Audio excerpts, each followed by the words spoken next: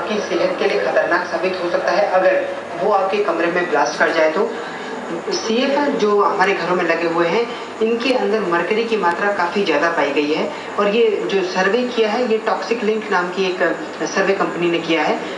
जो toxic link के जो प्रमुख हैं रवि अग्रवाल, वो मेरे साथ मौजूद हैं, उनसे जानते हैं कि पूरा सर्वे क्या हुआ है और क्या कुछ इसमें निकल कर आया है। सर, CFL एक आम आदमी के लिए कैसे खतरनाक है? हर CFL में मरकरी होता है जो एक टॉक्सिक है, जो सेहत के लिए खतरनाक है। और जो हमारे यहाँ हमने जो स्टडी करा है वो 4 लीडिंग ब्रांड्स का स्टडी किया है और पाया है कि इसमें जो मरकरी की मात्रा है वो अंतर्राष्ट्रीय जो नियम है उनसे 10 से 20 गुना ज़्यादा है। तो जब अगर ये CFL घर में टूटेगा और कमरे में वो उसमें मरकरी प्रवेश करेगी CFL से, तो उस पर सेहत पे बुरा असर पड़ सकता है। सर, क्या असर पड़ सकता है एक आदमी की सेहत पे अगर किसी कमरे में मरकरी ब्लास्ट हो जाता है? कितना नुकसान हो सकता है, कहाँ तक नुकसान हो सकता है काम? देखिए सर, मरकरी हवा में एकदम घुल जाता है तो दिखता नहीं है, लेकिन ये हमारे खून में जाके बस जाता है और ये इसको कहते हैं न्यूरोटॉक्सिक है।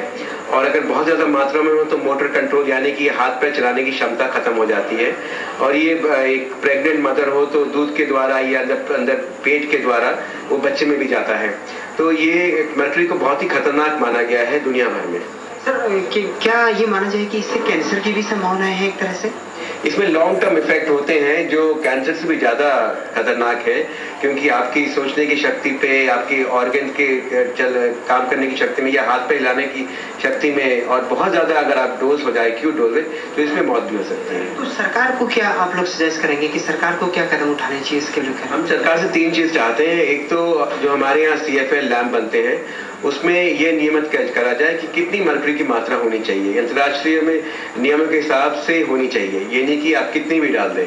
दूसरा कि जब CFL टूट जाए तो इसको एक ठिकाने लगाने की स्कीम होनी चाहिए कि इसको हम कहाँ फेंकें, इसको रिसाइकिल कैसे करें। और तीसरा कि इसमें जागरूकता लाएं, जो हर एक मरकरी लैम्प के साथ ये बताया जाए कि अगर मरकरी लैम्प टूटे तो क्या करा जाए, ये कंज्यूमर क्या करे मेरे घर में लैम्प टूट जाए तो इसका मतलब खिड़कियां खोलें, पंखा चलाएं, लेकिन जानकारी होना बहुत ज़रूरी है। टॉक्सिक लिंक के डायरेक्टर खुद बता रहे थे कि क्या स्थिति है इस वक्त, मरकरी का कितना इस्तेमाल किया जाता है हमारे देश में। CFL जो बनाए जाते हैं उसमें इस वक्त राजीव जी भी हमारे साथ मौजूद हैं। राजीव जी, अभी जो कहा गया कि कई गुना ज्यादा है, बहुत ज्यादा है, लेकिन क्या हमारे यहाँ जो कंपनियां हैं उनके लिए कुछ रूल्स रेगुलेशंस पहले से नहीं बनाए गए हैं कि आखिर CFL बनाना है तो उसमें कितना पारा का इस्तेमाल होना चाहिए? नहीं, इस तरह का कोई नियम नहीं है। और 2008 में जो सेंट्रल पॉल्यूशन कंट्रोल बोर्ड है उसने एक गाइडलाइन निकाली थी, लेकिन उसमें भी आप देखेंगे कि कोई इस तरह की लिमिट फिक्स नहीं करी गई थी। ये सारी चीज़ें फ्यूचर पे छोड़ दी गई थी।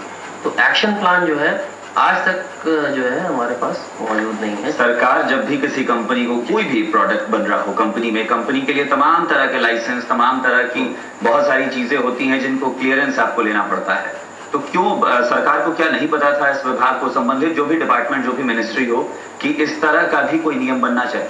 नहीं, मर्क्यूरी एज सच जो है हमारे देश में बहुत ही वीकली रेगुलेटेड जी, बहुत कमजोर है रेगुलेशन उसका। और दूसरी बात है कि जो CFL की प्रमोशन है वो एनर्जी के बेसिस पे हो रही है जी, और उसकी एफिशिएंसी वगैरह जो है थोड़ी बहुत टेस्टिंग हो जाती है, जो कि वो भी एक बड़ा सवालिया निशान है कि उसकी एफिशिएंसी यदि 18 वाट का आप खरीद रहे हैं तो 18 वाट ही दे रहा है या नहीं दे रहा है। तो यहाँ फिर सवाल ये भी उठता है कि सरकार खुद प्रमोट कर रही है CFL को। बिल्कुल, क्योंकि सरकार इस चीज के लिए तो ऐड करती है कि CFL को ज्यादा से ज्यादा आप इस्तेमाल करें ताकि एनर्जी कंजम्पशन जो है वो कम रहे। लेकिन जब सरकार किसी प्रोडक्ट का खुद प्रचार करती है, खुद उसको प्रमोट करती है, तो भी क्या जांच नहीं होती कि उसकी क्वालिटी क्या है? नहीं, मर्क्यूरी एक इशू है जिसको बिल्कुल नजरअंदाज कर दिया गया। और वेरी सॉरी टू से कि इस पे जो है अभी तक जो कोई बहुत कठोर या कोई दूसरे देशों से, चूंकि आपकी रिपोर्ट हम लोगों ने जो देखी है उसमें आपने यूरोपियन जो कंट्रीज हैं वहां से आपने तुलना की है जी, तो यूरोपियन कंट्रीज में क्या स्थिति है, कितना होना चाहिए? वहाँ की जो जैसे restriction of hazards substance act ये है, और जो वी की रेगुलेशंस हैं वो काफ़ी स्ट्रिक्ट रेगुलेशन है, तो वो पूरी लाइफ साइकिल को मैनेज करते हैं। न सिर्फ मर्क्यूरी डोजिंग, बट यदि आपके घर में भी CFL टूट जाए तो क्या कंज्यूमर को अवेयरनेस होना चाहिए जी। हाँ, वो भी वो ध्यान रखते हैं, और उसकी जो है डिस्पोजल, जो एंड ऑफ लाइफ